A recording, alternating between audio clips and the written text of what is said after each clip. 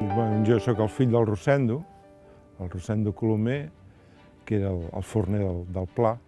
El Jan John venia cada dia, als estius, venia cada dia a casa a buscar pa i coca per ell.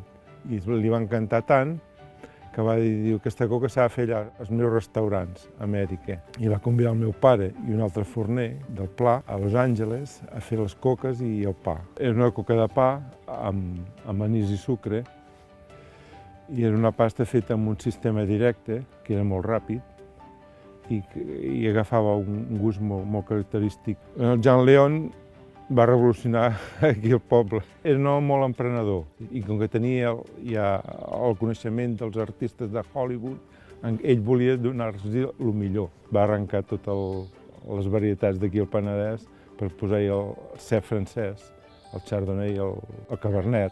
Va venir un periodista culinari dels Estats Units que es deia Coleman Andrews, va fer un llibre de cuina, i amb el llibre de cuina va incloure les coques que fèiem al Pla.